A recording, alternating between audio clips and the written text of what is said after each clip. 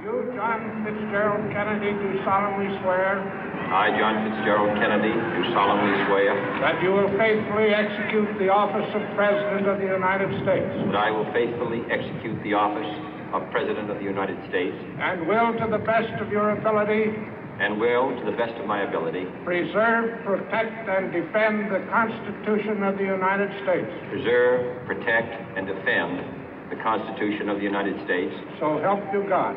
So help me God.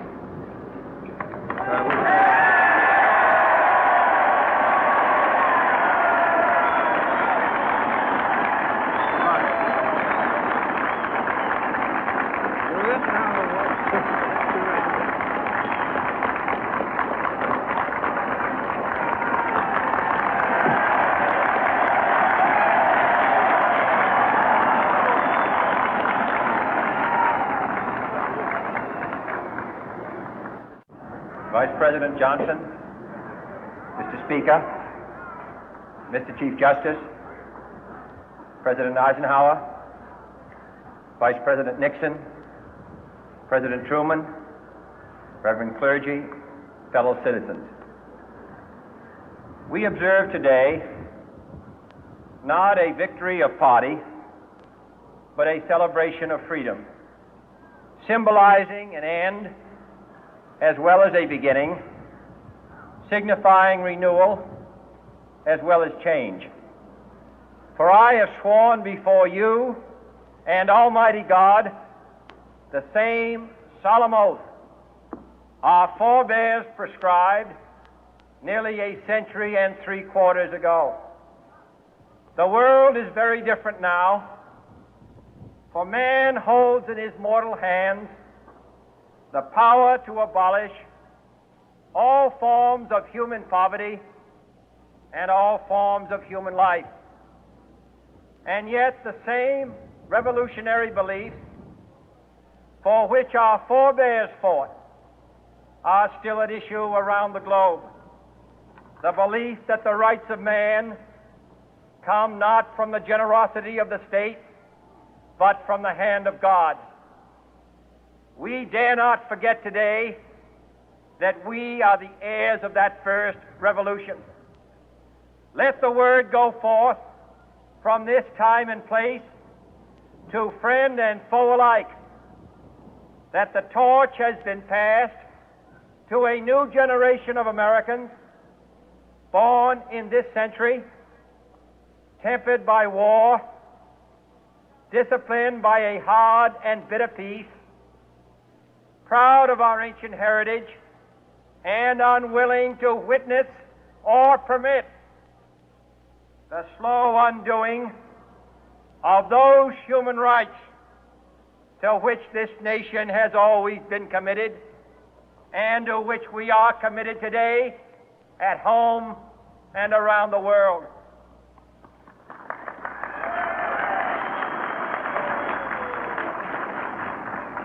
Let every nation know, whether it wishes us well or ill, that we shall pay any price, bear any burden, meet any hardship, support any friend, oppose any foe to assure the survival and the success of liberty.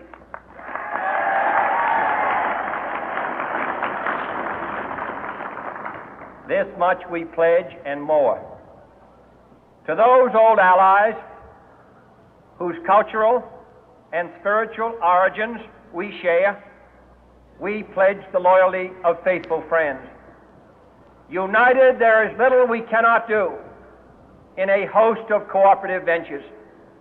Divided, there is little we can do, for we dare not meet a powerful challenge at odds and split asunder.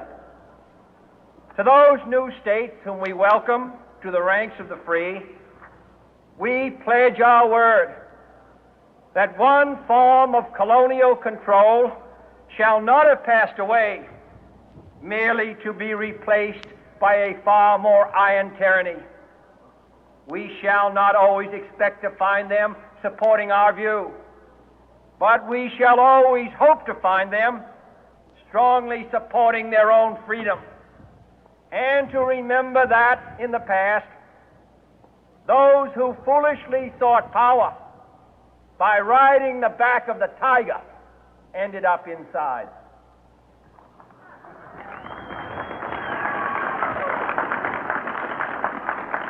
To those people in the huts and villages of half the globe struggling to break the bonds of mass misery, we pledge our best efforts to help them help themselves for whatever period is required, not because the communists may be doing it, not because we seek their votes, but because it is right.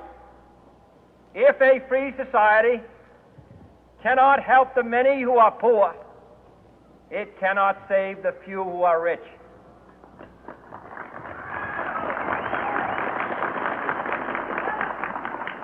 To our sister republics south of our border, we offer a special pledge to convert our good words into good deeds, in a new alliance for progress, to assist free men and free governments in casting off the chains of poverty. But this peaceful revolution of hope cannot become the prey of hostile powers.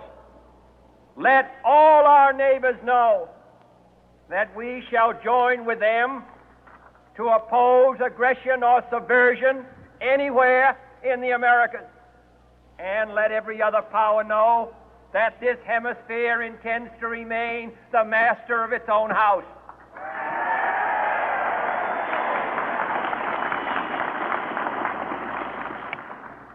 To that World Assembly of Sovereign States, the United Nations, our last best hope, in an age where the instruments of war have far outpaced the instruments of peace, we renew our pledge of support to prevent it from becoming merely a forum for invective, to strengthen its shield of the new and the weak, and to enlarge the area in which its writ may run. Finally, to those nations who would make themselves our adversary, we offer not a pledge, but a request that both sides begin anew the quest for peace. Before the dark powers of destruction, unleashed by science, engulf all humanity in planned or accidental self-destruction, we dare not tempt them with weakness, for only when our arms are sufficient beyond doubt can we be certain beyond doubt that they will never be employed. But neither can two great and powerful groups of nations take comfort from our present course, both sides overburdened by the cost of modern weapons, both rightly alarmed by the steady spread of the deadly atom, yet both racing to alter that uncertain balance of terror that stays the hand of mankind's final war. So let us begin anew, remembering on both sides that civility is not a sign of weakness, and sincerity is always subject to proof. Let us never negotiate out of fear, but let us never fear to negotiate.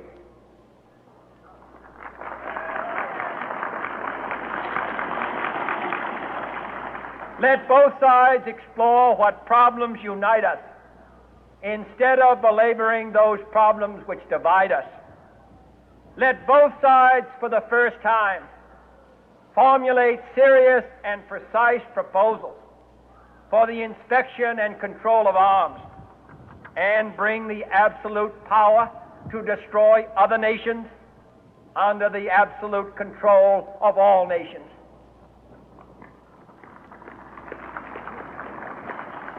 Let both sides seek to invoke the wonders of science instead of its terrors. Together, let us explore the stars, conquer the deserts, eradicate disease, tap the ocean depth, and encourage the arts and commerce. Let both sides unite to heed in all corners of the earth the command of Isaiah to undo the heavy burden and let the oppressed go free.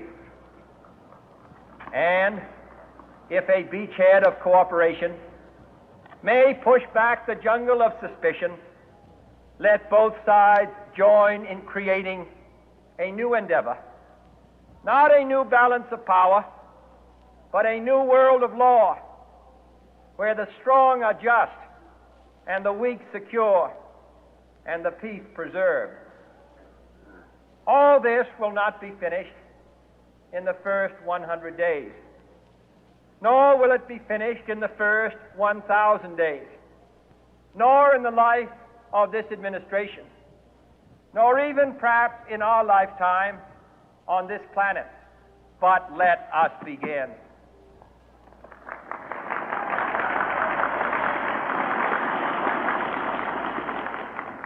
In your hands, my fellow citizens, more than mine, will rest the final success or failure of our course. Since this country was founded, each generation of Americans has been summoned to give testimony to its national loyalty. The graves of young Americans who answered the call to service surround the globe. Now the trumpet summons us again, not as a call to bear arms, though arms we need, not as a call to battle, though in battle we are, but a call to bear the burden of a long twilight struggle, year in and year out, rejoicing in hope, patient in tribulation, a struggle against the common enemies of man, tyranny, poverty, disease, and war itself. Can we forge against these enemies a grand and global alliance, north and south, east and west, that can assure a more fruitful life for all mankind? Will you join in that historic effort?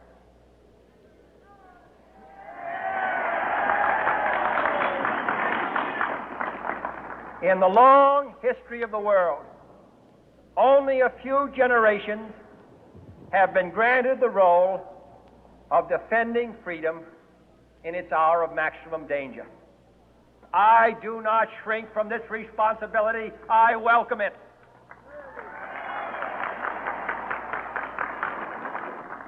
I do not believe that any of us would exchange places with any other people or any other generation.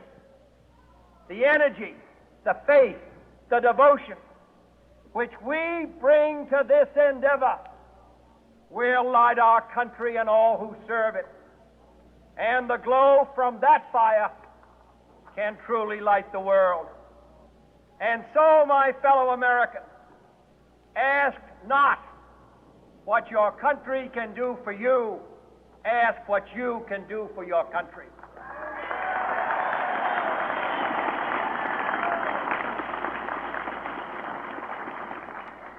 My fellow citizens of the world, ask not what America will do for you, but what together we can do for the freedom of man.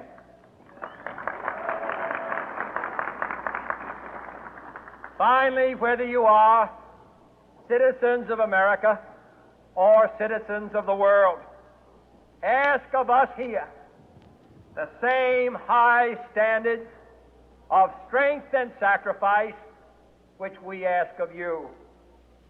With a good conscience, our only sure reward, with history the final judge of our deeds, let us go forth to lead the land we love, asking His blessing and His help, but knowing that here on earth God's work must truly be our own.